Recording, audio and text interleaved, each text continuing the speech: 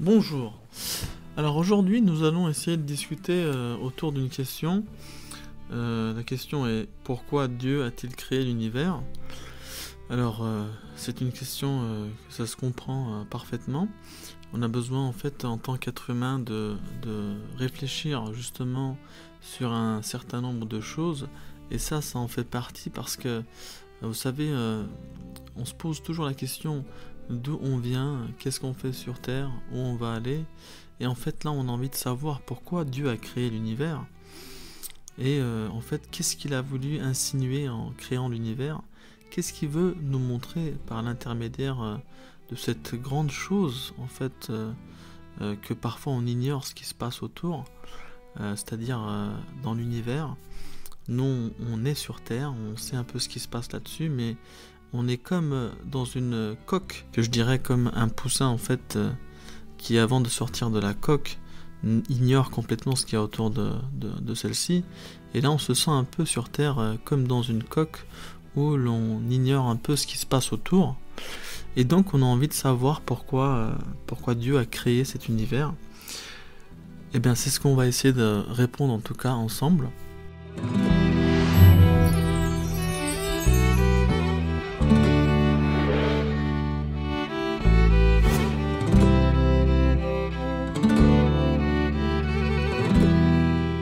Dans un premier temps, il faut savoir qu'en fait, nous devons garder à l'esprit un certain nombre de faits. Contrairement à Dieu, c'est-à-dire que nous voyons les choses à partir d'une perspective humaine et nous agissons par nécessité ou par désir. Dans d'autres termes, nous ne pouvons pas imputer des attributs humains et des motivations humaines à Dieu. C'est-à-dire que quand on pose cette question, il faut savoir que justement, nous, on est dans la coque, et on n'est pas à l'extérieur. Et voilà, on est sur Terre, mais on ne sait pas ce qui se passe dans l'univers. Et donc, il faut savoir que nous, on a des désirs, on a des plaisirs, on a des choses, on est dans le temps, on est limité, alors que Dieu, lui, n'est pas limité dans le temps, il a des attributs qui sont propres à lui-même. Il faut justement faire la différence entre lui et nous, tout en posant ces questions, ne pas oublier que on est toujours dans la coque. Voilà. Donc dans un premier temps, je vais énumérer un certain nombre de choses là, pour nous dire un peu, mais qui est dérangé en fait par la création de la Terre? Qui est dérangé par la création de l'univers? Pourquoi Dieu a créé l'univers? D'abord, il faut savoir, mais qui est-ce que ça gêne? Qui n'est pas content de vivre? Qui n'est pas content de passer un moment avec sa famille? Qui n'est pas content de jouer avec ses camarades dans la cour? Qui ne serait pas content, après des heures de cours à l'université, aller au cinéma? Qui donc s'afflige de la création de l'univers? Qui ne désire pas jouir des bienfaits de la création ou n'y recherche pas le bonheur? Rares sont ceux qui expriment une profonde douleur à vivre dans ce monde. D'aucuns se suicident, mais leur nombre est très limité. La grande majorité est heureuse d'être en vie, d'être là et d'être humaine. Qui se plaint d'être chéri par ses parents et d'être bercé par leur amour pendant son enfance? Qui se plaint d'être jeune, alors que la jeunesse est cette période où la joie de vivre est ressentie au plus profond de notre être? Quel adulte mûr se plaint d'avoir une famille, des enfants, et de mener une vie de famille paisible? Et encore, je dirais, par exemple, pour les personnes qui ont trouvé le bonheur et qui sont croyants, comment serait-il possible d'estimer le bonheur des musulmans qui, alors qu'ils plantent les graines pour l'autre monde, atteignent la félicité dans ce monde? Ils découvrent les clés des portes du bonheur absolu et sont alors satisfaits et n'éprouvent aucune angoisse. Donc on voit que l'univers en fait a été paré avec toutes sortes d'arts, et tel un défilé sans fin ou une exhibition conçue pour nous attirer et nous inciter à méditer. Donc ce qu'il faut savoir là, c'est qu'en fait dans un premier temps, il faut essayer de méditer en fait autour de cet art. C'est-à-dire que Dieu a créé la terre et les cieux. Pourquoi il l'a créé? Mais on a l'impression justement qu'il a envie de manifester ses attributs. On a l'impression ici que Dieu veut se montrer par l'intermédiaire de sa création. Mais bien sûr, comment on pouvait savoir? Ou alors comment on pourrait savoir, connaître quelqu'un, son caractère, la façon dont il pense, la façon dont il fait les choses, sans voir ses œuvres, sans voir son art? Ça paraît un peu illogique. Donc, ce qui serait intéressant ici, c'est en tant qu'être humain, en tant que personne qui réfléchit, qui pense, de se dire, mais il y a des choses autour de nous. Il y a des montagnes, il y a des océans, il y a la mer, il y a des lacs, il y a des étoiles, il y a quelque chose en dehors de cette terre qui est magnifique, qui est la nuit, qui est les cieux, qui est des choses dans ce noir, des choses qui brillent, des étoiles. Et donc il serait intéressant d'aller voir, d'aller essayer de comprendre ce qui se passe dans cet univers et dans cette terre, justement pour voir les choses en détail, mais de quelles choses veulent nous parler ces objets, quels êtres veulent nous faire connaître en fait toute cette matière qui nous entoure. Et c'est là qu'on se dit en fait que Dieu veut se manifester par ces choses-là, veut nous montrer, veut se faire connaître par différentes manifestations de ses attributs. Moi, quand je regarde en fait la nature, je me dis, mais comment se fait-il que la terre se nettoie elle-même, enfin tout seul? Comment se fait-il que la terre, normalement, qui est censée être très très sale, parce qu'il n'y a pas de mécanisme autour, il n'y a pas de... Je veux dire, il n'y a pas d'aspirateur, ou il n'y a pas de machine qui lave la terre. Et donc, comment se fait-il qu'en fait, cette terre est conçue d'une façon où je vois des moustiques, en fait des bestioles qui disparaissent chaque année, des milliards d'insectes, des milliards de moustiques, des milliards de bestioles qui depuis la création de la Terre, mais où passent ces êtres, où passent en fait les morts des grands mammifères. Donc je vois en fait par l'intermédiaire de cette vie que la pluie nettoie, lave le sol, lave la terre, que le vent nettoie comme un balai la terre. Et donc, je me dis, il y a une harmonie quand même, il y a une harmonie, il y a des choses qui se passent autour de nous, inconsciemment, on est peut-être conscient ou pas conscient, mais qui sont parfaits, Et quand je me dis, par exemple, quand je réfléchis un peu, je me dis, pour vivre, il faut le soleil, pour vivre, il faut de l'eau, pour vivre, il faut la terre, pour vivre, il faut l'oxygène. Et je me dis, mais quand il n'y a pas l'un d'entre eux, il n'y aurait pas de vie sur Terre. Et je me pose la question par la suite, je me dis comment se fait-il que ceux-ci, et encore plein d'entre eux, comment ça se fait-il que ceux-là réfléchissent, pensent et travaillent ensemble pour donner quelque chose de formidable qui est la vie. Et je me dis non, c'est pas possible. Ce n'est pas le soleil inconscient, ce n'est pas la terre inconsciente, ce n'est pas l'oxygène, ni la mer qui sont inconscients, ni l'eau, qui peuvent fonctionner, travailler ensemble pour donner la vie. Non. Je me dis forcément, c'est quelqu'un qui pense là-haut, un agent, un créateur, et qui conçoit tout ça, justement. Et là, en fait, ce qui est intéressant, justement, on a l'impression que Dieu veut se faire connaître.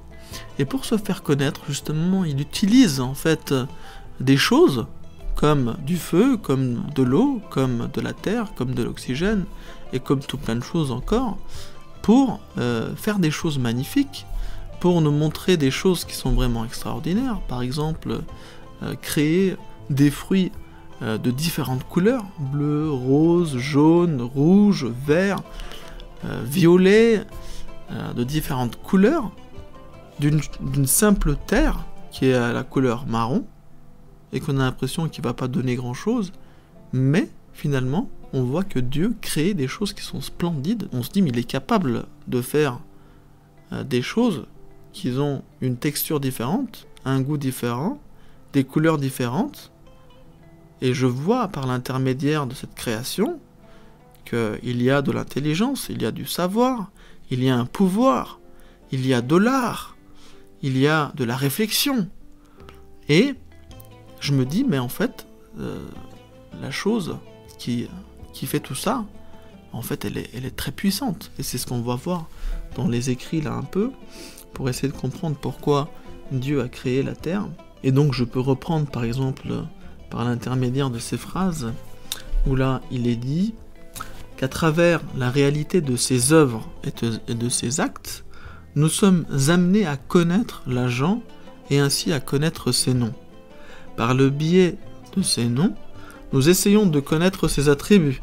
Donc, il faut essayer, nous en tant qu'êtres humains, de voir par les manifestations des attributs de Dieu sur la terre ou dans l'univers, de voir comment il fait les choses, de voir comment il conçoit les choses, pour connaître justement ses noms, et pour connaître justement l'être qui crée tout ça. Alors, mais pourquoi Dieu a-t-il créé tout cela? Analysons ce qui suit. Les grands sculpteurs peuvent produire à partir de la pierre ou du bois les plus durs des statues qui expriment des sentiments si délicats qu'on les croirait vivantes. Alors, je sais à peu près à quoi il va emmener la chose.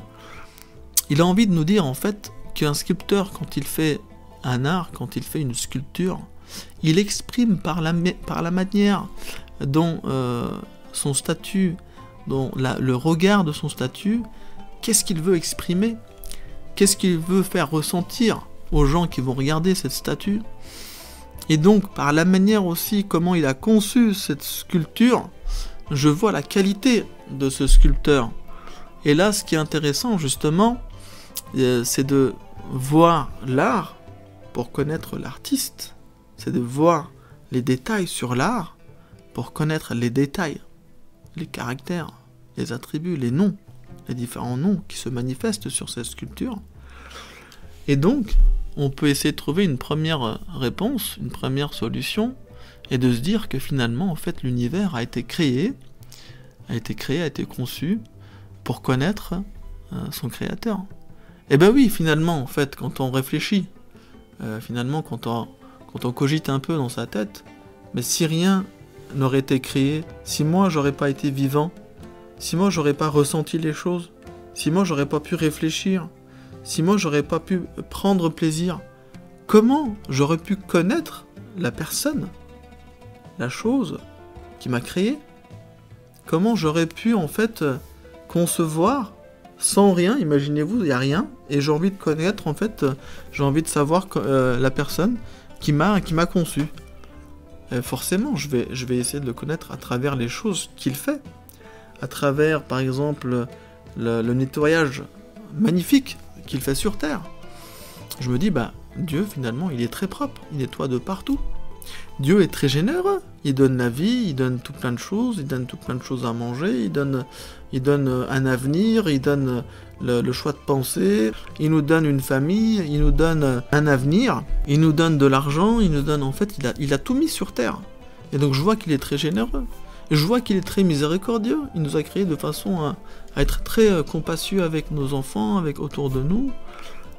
Je vois qu'en fait, il a créé une entraide, il aime bien l'entraide parce que le soleil, l'eau, la terre, l'oxygène, les galaxies, les autres planètes s'entraident. Il n'y en a pas un qui se rentre l'un dans l'autre.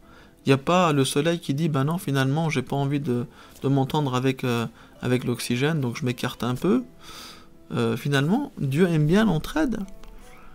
Et finalement, Dieu, en fait, aime bien tout plein de choses. Donc, il faut connaître les attributs de Dieu.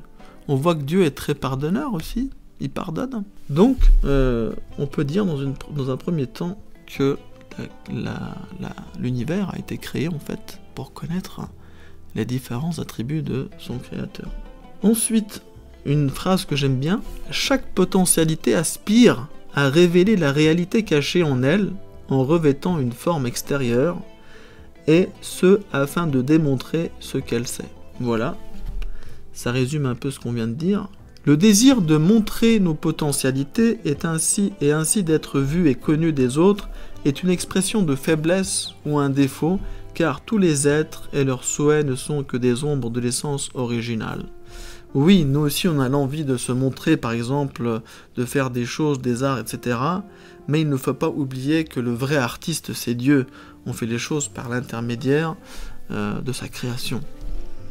Donc l'art exposé dans tout l'univers nous informe des noms de Dieu. Chaque nom manifesté par ce qui a été créé illumine notre chemin et nous guide vers la connaissance des attributs du Créateur. Il stimule et réveille nos cœurs par ses signes et ses messages qui interpellent nos sens. Le Créateur veut se faire connaître à nous, clairement et parfaitement. Il veut montrer sa splendeur par la variété et la beauté de la création, sa volonté et sa puissance par l'ordre et l'harmonie de l'univers, sa miséricorde, sa compassion et sa grâce en nous, pourvoyant de tous nos besoins, y compris la plupart de nos désirs les plus secrets. Donc voilà, en fait, on voit que là, Dieu, le Créateur, veut nous montrer sa volonté et sa puissance. Par l'ordre de l'harmonie qu'on a parlé tout à l'heure, il y a une harmonie extraordinaire. On ne va pas rentrer dans les détails de la science, rien que l'écosystème, ça montre qu'il y a une harmonie extraordinaire sur Terre. On voit également qu'il veut montrer sa miséricorde, sa compassion et sa grâce en nous pourvoyant de tous nos besoins. On voit que Dieu, en fait, nous permet, nous pourvoit pour qu'on arrive à subvenir à tous nos besoins, y compris la plupart de nos désirs les plus secrets. Il connaît également nos désirs les plus secrets, et je pense qu'en fait, il répond également à ces désirs-là. Et il a beaucoup d'autres noms et attributs par lesquels il veut se faire connaître. Et on va finir par ces dernières phrases. En d'autres termes, il crée et dispose les choses dans ce monde pour manifester sa toute-puissance et sa volonté. Alors il ne faut pas oublier que, en fait, quand moi, depuis tout à l'heure, on est en train de parler de ça, quand moi j'ai envie de connaître l'artiste qui a derrière l'art, je connais simplement quelques qualités de l'artiste. Je ne le connais pas exactement. Et je peux dire qu'en fait, un artiste sur Terre, je ne sais pas, par exemple, un footballeur, un chanteur,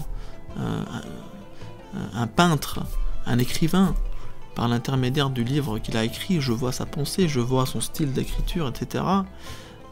Ce sont des artistes terrestres, entre guillemets, mais Dieu, il veut nous montrer par son art, par son pouvoir, par les choses qu'il a créées, par toute la grandeur de la terre, de l'univers, que celui est le seul puissant.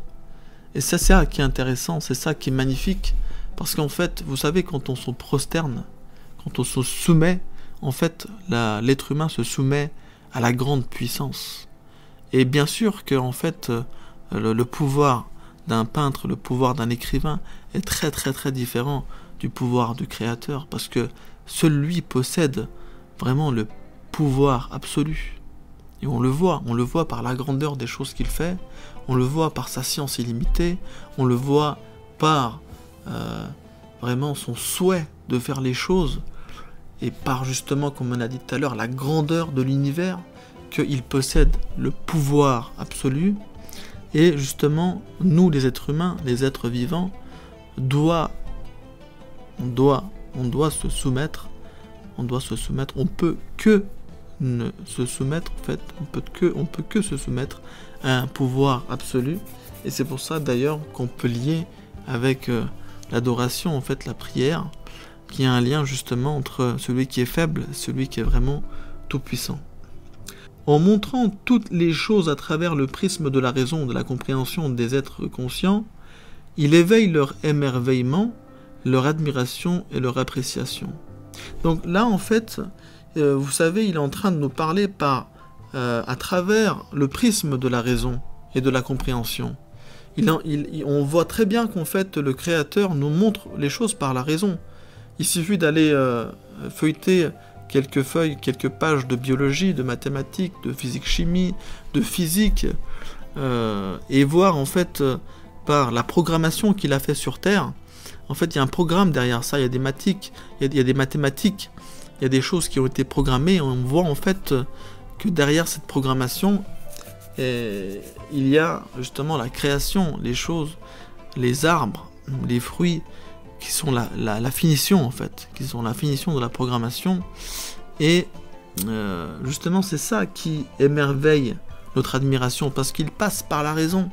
Il suffit d'aller réfléchir, on n'est pas bête, on n'est pas des animaux, on n'est pas des êtres qui ne réfléchissent pas.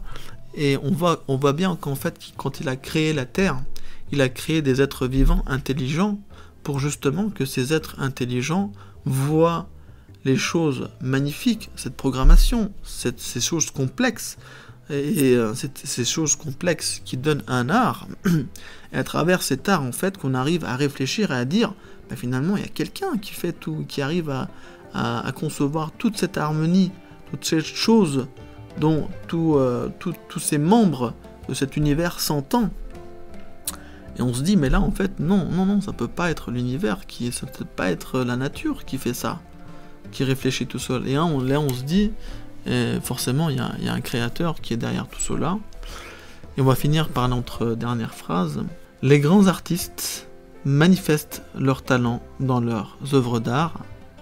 Le maître de l'univers l'a créé simplement pour manifester la puissance et l'omnipotence de sa créativité. Et voilà un peu ce qu'on a essayé de résumer. Les artistes manifestent leur talent dans leurs œuvres d'art, mais le vrai artiste des artistes, la vraie puissance des puissances, le maître de l'univers, il l'a créé simplement pour manifester la puissance et l'omnipotence de sa créativité. Et c'est là qu'on voit qu'en fait, c'est le créateur. C'est le créateur qui fait tout cela. C'est lui qui conçoit cet univers. L'univers est formidable, l'univers est magnifique, la terre, les cieux sont magnifiques. C'est très joyeux de vivre, la vie est extraordinaire. Et on se dit, derrière toutes ces choses, et forcément, derrière tous ces arts, il y a un artiste qui a pensé à nous, qui nous a dit, réfléchissez un peu ce qui se passe autour de vous, essayez de me trouver par l'intermédiaire des choses que j'ai créées pour vous. Et si jamais vous êtes d'accord avec tout cela, parce qu'en fait il nous propose, il nous oblige pas à croire, il aurait très bien pu nous obliger à être croyants, mais il nous laisse le libre arbitre, et il nous dit finalement, si vous réfléchissez, vous cogitez, et si vous revenez vers moi, c'est-à-dire que si vous êtes reconnaissant de moi, eh ben je vous offrirai un autre monde, parce que là, on voit très bien qu'il y a des attributs, mais ces attributs qu'on voit, la générosité, le fait d'être propre, la miséricorde, etc., bah, c'est des attributs que l'on voit à travers l'œil d'un être humain, mais on ne sait pas les attributs qu'il cache en lui pour le paradis. On ne sait pas les attributs qu'il a préservés pour le paradis, pour l'au-delà. Et donc, il nous dit clairement, si vous réfléchissez et vous revenez vers moi, vous êtes reconnaissant envers moi, c'est-à-dire vous croyez en le Seigneur, vous croyez en le Créateur, eh bien, un jour arrivera, à la fin de cette vie, vous serez amené à découvrir une nouvelle vie, où il va nous montrer d'autres attributs, d'autres manifestations, qui cette fois-ci, comme il nous donne la parole, on vivra éternellement dans ce monde. Et j'espère qu'on finira étant croyant à notre Seigneur, à notre Créateur, et justement qu'on se retrouvera au paradis ensemble pour admirer les autres attributs, les autres manifestations de notre Seigneur. J'espère qu'en fait, en tout cas, ce discours, cette vidéo vous a permis de comprendre, nous a permis ensemble de comprendre un peu pourquoi Dieu a créé l'univers, et qu'à partir de là, on ira chercher un peu plus en détail ce qui se passe autour de nous, et justement d'avoir cette curiosité d'aller retrouver notre Créateur, c'est-à-dire de retrouver comment il est, comment il pense, comment il fait les choses, et vraiment de le connaître d'un peu plus près. Merci d'avoir écouté, et une prochaine fois.